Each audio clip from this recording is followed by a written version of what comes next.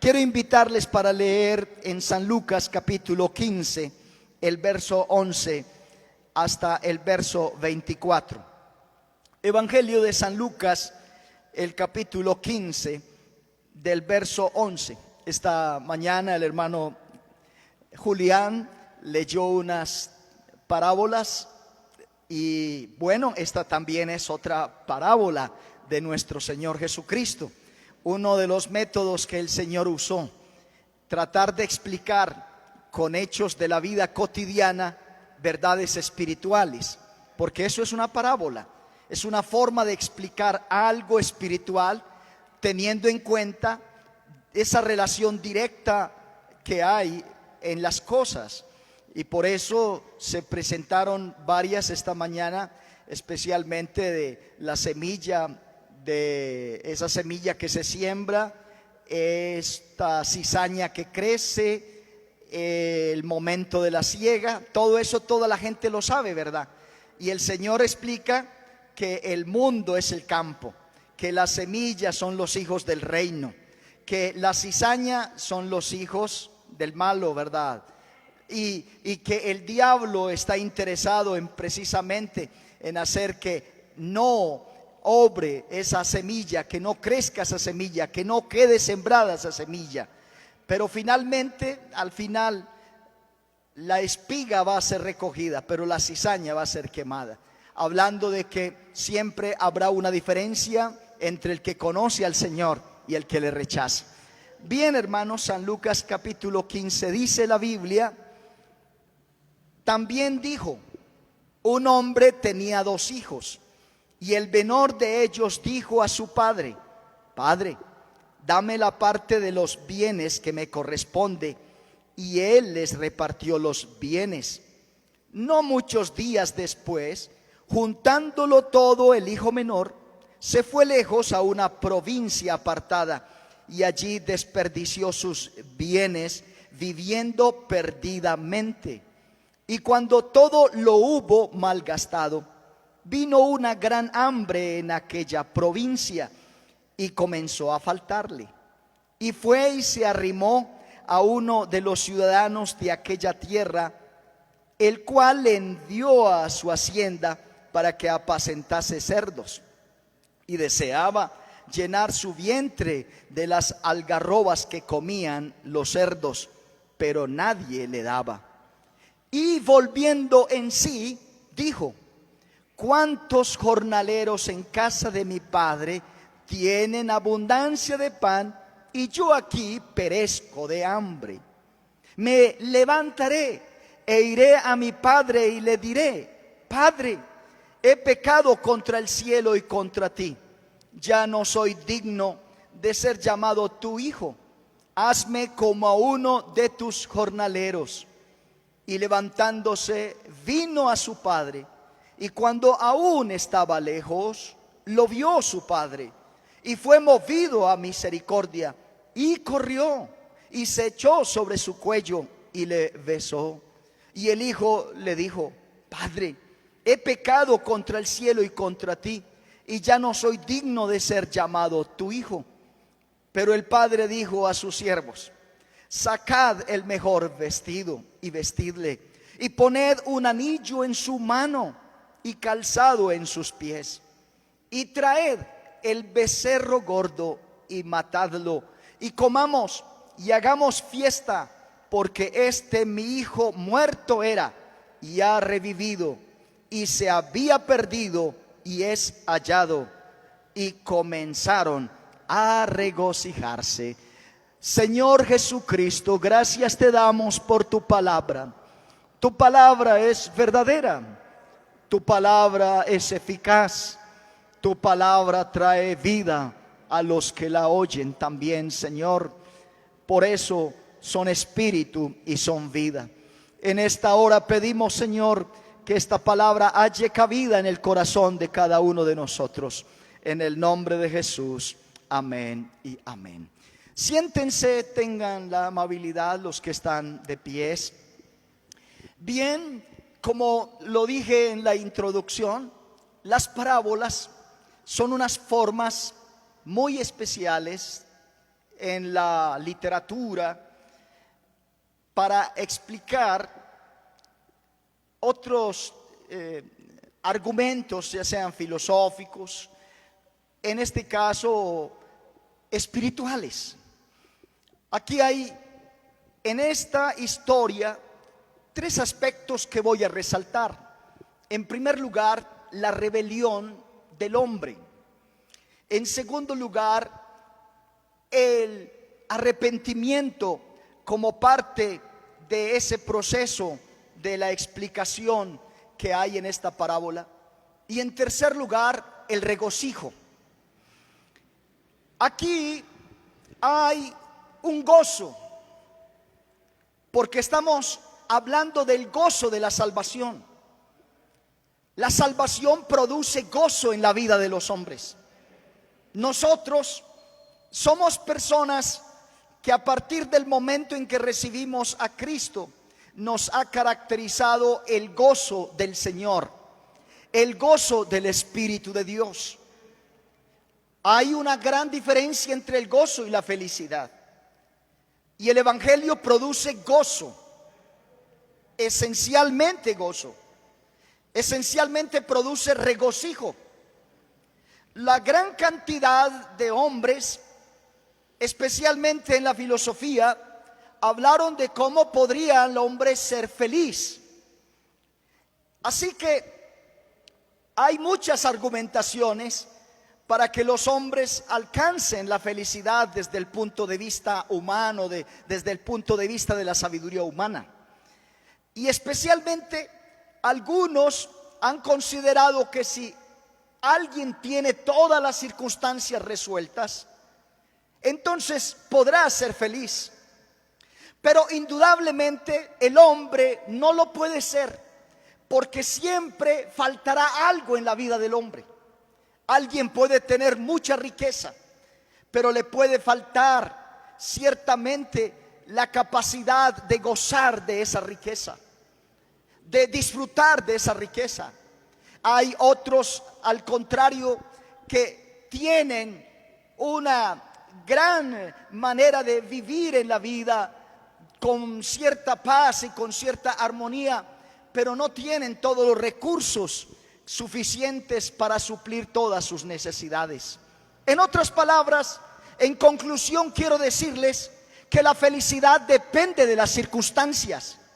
Si las circunstancias se dan, entonces el hombre podrá tener aquello que llama felicidad. Pero si no es así, siempre va a estar falto de ella. A diferencia del gozo, el gozo no lo producen las circunstancias. El gozo en la vida cristiana la produce el Señor Jesucristo. La produce el Señor. Y tener al Señor es la mayor garantía para hombre alguno sobre la tierra para tener satisfacción en su vida.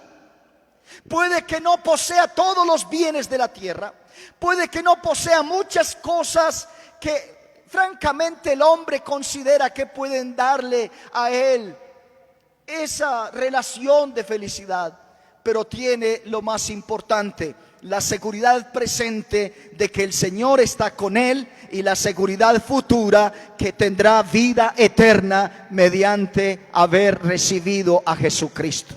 Los hombres que tienen mucho dinero no tienen la vida eterna.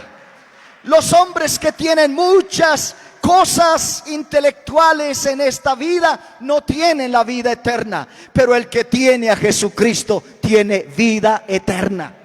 Esa es la gran diferencia. Hay un presente y un futuro asegurado en el Señor Jesucristo. Sin Él, el hombre pasará toda una eternidad separado del Señor. Así que allá será el lloro y el crujir de dientes, dice la palabra del Señor.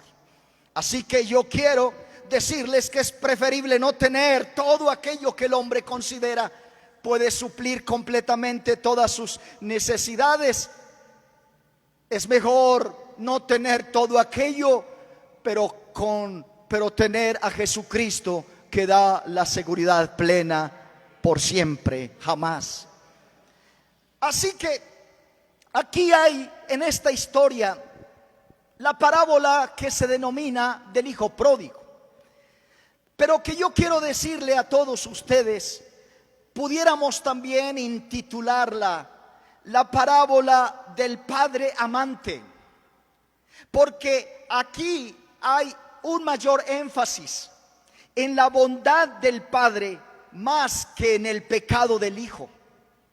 Si hay algo importante que toda persona debe saber, es que Dios ama a los pecadores, porque de tal manera amó Dios al mundo que ha dado a su Hijo unigénito, para que todo aquel que en Él cree, óigalo bien, cree, porque esa palabra es una palabra permanente.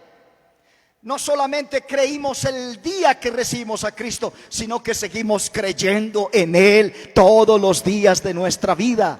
El que cree en Él tiene vida eterna. Así que esta historia habla de un muchacho, el hijo menor, que se va a un país lejano. Según la ley judía, un padre podría entregar los bienes a sus hijos, especial si era primogénito, le daba 2 de las 3 partes que le correspondería, y al otro hijo le daría la parte que le corresponde.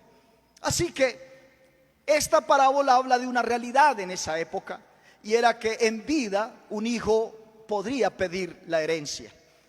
Pero ciertamente, a pesar de que podría hacerlo, tenía también un mensaje esto.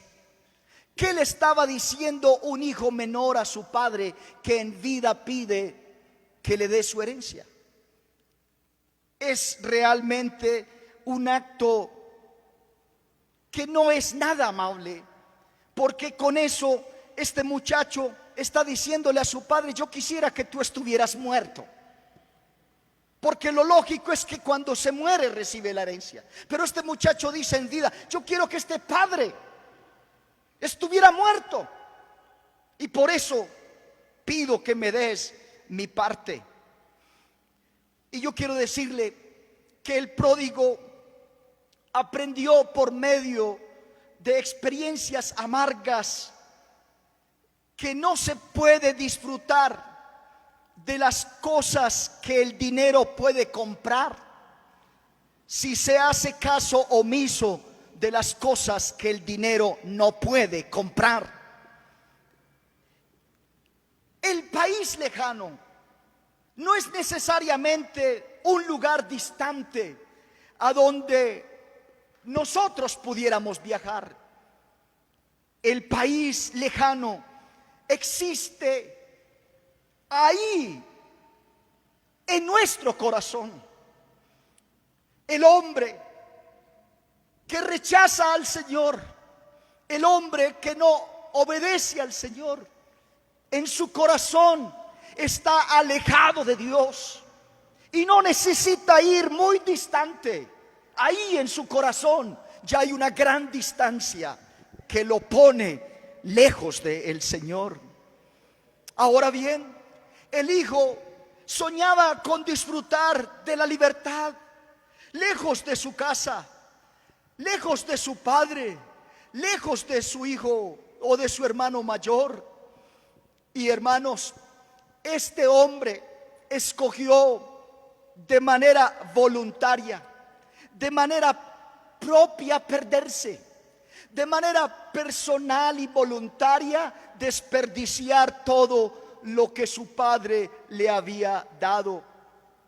Y la Biblia dice que cuando pasó el tiempo, sus recursos se acabaron, sus amigos lo abandonaron y vino la hambruna, y esto lo llevó a él a tener que solicitarle a un extraño que le diera siquiera un trabajo en el cual pudiera conseguir algo.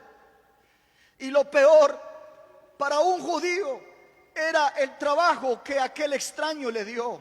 y fue a apacentar cerdos, porque para el judío era una de las funciones más denigrantes que habían, pero ese fue el trabajo.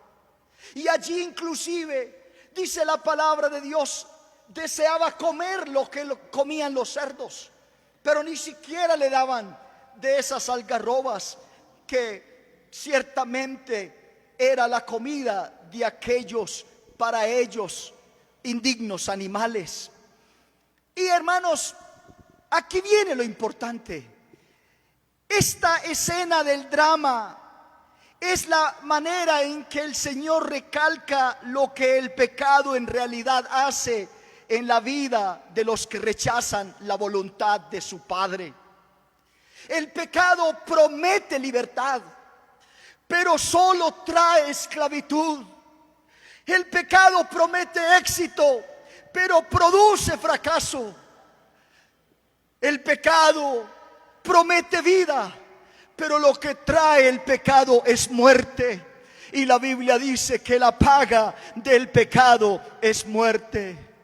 Este joven consideró que yéndose de la voluntad de su padre se iba a encontrar a sí mismo, pero ciertamente lo que hizo la diversión, lo que hizo el placer, fue convertirlo en un esclavo, simplemente perderlo. Y aquel que se pensó que se iba a encontrar consigo, que iba a encontrar lo que él anhelaba, lo que encontró fue simplemente la pérdida de su vida. Así que este relato nos habla de una actitud que es correcta cuando se trata de reconocerse que uno está perdido, que uno no tiene la satisfacción en esa vida perdida. Y por eso la Biblia rescata el hecho de que este joven volvió en sí. Es decir, él se arrepintió, porque arrepentirse quiere decir cambiar de parecer. Y esto es lo que hizo este joven mientras cuidaba los cerdos. Volvió en sí, porque yo quiero decirle que el pecado es una locura, que el pecado saca a la gente de su racionalidad, que el pecado saca al hombre de su vida de armonía y coherencia, y le quita al hombre la imagen de Dios en su vida. Porque todos los seres humanos tenemos una imagen de Dios en nuestra vida, pero el pecado hace que esa imagen del Señor se oscurezca y entonces venga la locura. Y entonces, en vez de sacar palabras de gratitud hacia el Señor, nosotros nos dediquemos a ir en contra de la voluntad del Señor. Paraliza nuestra imagen de Dios, nos impide darle la honra, nos impide darle la gloria, y libera dentro de nosotros toda esa animalidad que existe y que lleva al ser humano a extralimitarse en todas sus acciones. Así que la Biblia dice que él reconoció que ciertamente había pecado, que ciertamente había fallado. Y él no se quedó lamentando: oh, de verdad, si yo hubiera obedecido a mi papá, si yo no hubiera tomado este camino errado, si yo no hubiese hecho lo que hice. No, este muchacho hizo lo correcto. Él dijo: bueno, yo sé que tengo un padre amoroso, yo sé que tengo un padre bueno. El criado más insignificante de la hacienda de mi padre disfruta de las cosas buenas, porque yo tengo un padre que es bueno, un padre que es amoroso. Entonces yo voy a tomar una actitud, y la actitud no es: Padre, dame, porque eso fue lo primero que él hizo, pedirle dame. Ahora él dice: hazme. Yo quiero decirle, aquí hay un Padre amoroso que él dice, simplemente espera que alguien diga: oh Señor, hazme, haz en mí lo que tú quieras, haz en mí tu voluntad. Yo no quiero seguir viviendo una vida desperdiciando mis años, mi juventud, desperdiciando mi vida. viviendo entre la maldad y entre la esclavitud, entre las ataduras de este mundo. Yo quiero que me hagas, dice este joven, siquiera un jornalero. Y miren ustedes entonces que es la bondad de Dios la que guía a este muchacho al arrepentimiento. Yo quiero decirles, amables amigos y hermanos, si hay algo nos anima a correr con fe al Señor, es que Dios es lleno de amor y lleno de misericordia y lleno de fidelidad. No importa dónde te encuentres, no importa lo hundido que estés, no importa todo lo que hayas hecho, si tú puedes hoy volver en sí, y volver significa arrepentirte, cambiar de parecer, puedes tener en el Padre amoroso lo que este muchacho obtuvo. Mire lo que dice la palabra del Señor, que cuando el padre vio al muchacho venir a lo lejos, él corrió para besar a su hijo, para abrazar a su hijo, para tener un encuentro con su hijo. Miren, si alguno esta mañana puede levantarse y decirle: Señor, yo quiero que tú me perdones, antes de que tú estés pensándolo, hay un Dios que te está amando y que te está abrazando y te está diciendo: yo te perdono, yo te liberto, yo te transformo, yo cambio tu vana manera de vivir por una vida distinta. Así que la palabra del Señor nos reconoce que este hijo, antes de que terminara de confesar: Padre, yo he pecado contra el cielo y contra... El padre se adelanta y el padre dice: no necesitas confesarme todo. Yo lo que quiero es dotarte de toda mi bondad, dotarte de toda mi gracia. Y por eso, en la descripción que hace la palabra del Señor, hay una cosa que es importante decirles. Todo lo que tiene que ver con el hijo pródigo, ahí está en Deuteronomio. Cuando un muchacho se marchaba, se iba a un país lejano, deshonraba a su familia, y cuando el muchacho regresaba, a la puerta estaban quienes podrían apedrearlo hasta matarlo. Este hijo pródigo, antes de que fuera apedreado, fue abrazado por el padre. Y por eso, si el pueblo, si los jueces pudieran determinar que este muchacho fuera apedreado, es decir, que recibiera el justo merecido a lo que él realmente era digno de recibir, pues hubieran también matado al padre y hubieran también apedreado al padre. Esto nos habla de una cosa, nos habla del amor del Señor, del amor de Jesucristo, quien llevó la carga de nuestro pecado, llevó el juicio de Dios sobre su cuerpo en la cruz del Calvario, y todo eso que debería caer sobre nosotros cayó sobre nuestro Padre amoroso, nuestro Señor Jesucristo, para que tú y yo no tuviéramos que vivir más en el pecado y pudiéramos recibir lo que ahora tenemos, el gozo del regocijo. El gozo y el regocijo que produce el retorno a un Padre amoroso. Vuélvete al Señor, amigo, vuélvete a Él, que Él es un Dios amoroso, que en vez de duro castigo, en Él tendrás un abrigo de incomparable valor. Ningún anciano en Israel corría, ningún anciano corre.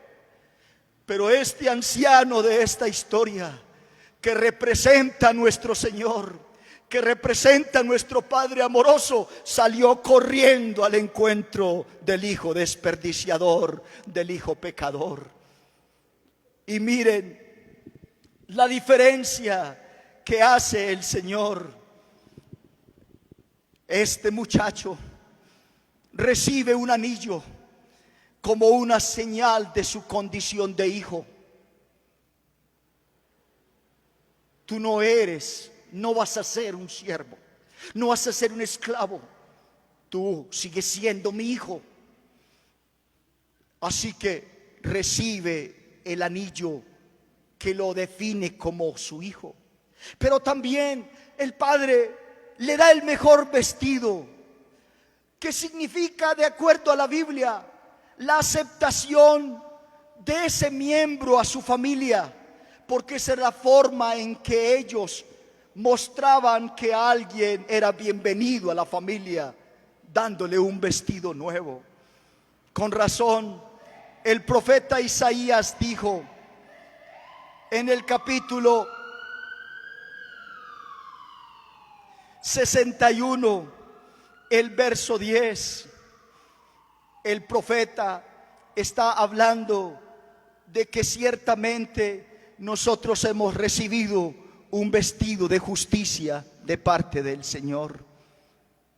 Este muchacho recibió un banquete, recibió una fiesta, recibió, en vez de un juicio por parte de su padre, una expresión de regocijo. Estaba de acuerdo. Y mire lo que dice el padre: mi hijo estaba muerto y ahora está vivo. Mi hijo estaba perdido, pero ahora ha sido hallado. Yo quiero decirle, para terminar, que esta es la experiencia de todo perdido, que esta es la experiencia de todo pecador cuando se encuentra con Jesucristo. De cierto os digo, el que oye mi palabra y crea al que me envió, tiene vida eterna y no vendrá a condenación, mas ha pasado de muerte a vida. Si tú quieres, puedes seguir viviendo en el camino de la muerte y rumbo a la muerte eterna. Pero si quieres, hoy puedes tener vida y vida eterna en el Señor Jesucristo. Aleluya. El hijo estaba perdido, pero Jesús dice hoy: yo soy el camino. Este hijo era un ignorante, se había perdido de sí, había perdido la razón, pero el Señor le dice: yo soy la verdad. Este hijo estaba muerto, pero Jesús dice: yo soy la vida, yo soy el camino, yo soy la verdad y yo soy la vida. Hay una sola manera de venir al Señor, hay una sola manera de venir al Padre. Y Jesús dijo: yo soy el camino, yo soy la verdad y yo soy la vida. Y nadie viene al Padre, porque yo soy el Padre. Porque el Padre y yo, o yo y el Padre, uno somos. Así que Jesús es el mediador entre Dios y los hombres. Dios se hizo carne y se puso en el medio para que nosotros, los pecadores, pudiéramos retornar al Padre, pudiéramos retornar a Dios. Y Jesús hizo la obra que tú hoy necesitas, la obra completica. Yo le aseguro esta tarde ya, que hoy, si te entregas al Señor, no solamente vas a recibir el regocijo nuestro, sino que habrá gozo en el cielo y habrá gozo de los ángeles por un pecador que se arrepiente. De manera que al oír esta palabra, yo quiero decirle: no desaproveches la oportunidad de tener un encuentro con un Dios bueno. Te aseguro, no vas a quedar defraudado. El Señor te va a llenar tu vida. Cualquier vacío que haya en tu vida, el Señor lo va a llenar, porque Él es un Padre lleno de amor. Dios, a través de Jesucristo, mostró ese amor a todo el mundo. Es decir, Dios amó a todos los hombres. pero solo su gracia puede salvar a un pecador. Si viene a Jesús, Jesús dice a través del apóstol Pablo: por gracia sois salvos, por medio de la fe, y esto no de vosotros, es un don de Dios, no por obras, para que nadie se gloríe. Lo único que tienes que poner es tu fe y tu confianza en Jesús. Es eso. Hay gente que piensa que para llegar a Cristo tiene que hacer muchas cosas, dejar esto y dejar lo otro y aquello, y un poco de prohibiciones. Eso no es el Evangelio. El Evangelio es: venga a Cristo y verá que Cristo hace cosas extraordinarias. Transformará tu vida, tu manera de pensar, tu manera de vivir. Todo lo transformará quien puede transformar al ser humano. Puestos de pies, quiero orar por alguna persona que nos esté visitando en esta tarde hoy y quiere levantar su mano. Simplemente no lo vamos a invitar a que venga aquí, solo que levante su mano y me autorice a pedirle a esta congregación que ore en su favor y que le digamos al Señor en una oración intercesora que obre en su vida de manera especial, a tal punto de que hoy pueda retornar a Cristo, puedas retornar al Señor, puedas retornar al Padre amoroso. Eso es lo que dice esta parábola: vuélvete a Dios, vuélvete al Padre amoroso, no importa lo perdido que hayas estado. Él no viene aquí a acusarte, Él viene a perdonarte. ¿Habrá alguien? Levante su mano, yo oro en su favor. Por ahí hay una mano levantada. Vamos a levantar nuestras manos también al Señor. Si hay otra mano que se levanta y dice: bueno, pastor, yo lo autorizo, ore por mí. Algo el Señor podrá hacer en tu vida, porque Dios puede hacer algo. Yo no puedo hacer nada por ti, pero hay uno que sí puede salvarte, uno que puede perdonarte, puede darte una nueva vestidura, vestirte de su justicia, vestirte de su perdón, vestirse de tu amor. Vamos a orar, hermanos, por las personas que han levantado sus manos esta mañana. Amoroso Dios y Padre bueno, lleno de bondad, gracias te damos por esta bendición que nos concedes de proclamar tu benevolencia a todos los hombres y reconocer en la vida nuestra que es tu amor y tu gracia la que nos ha traído a gozar de lo que hoy gozamos, del regocijo que ahora tenemos, porque estamos regocijados, Señor, en ti, en este evangelio, en esta salvación que tú has provisto.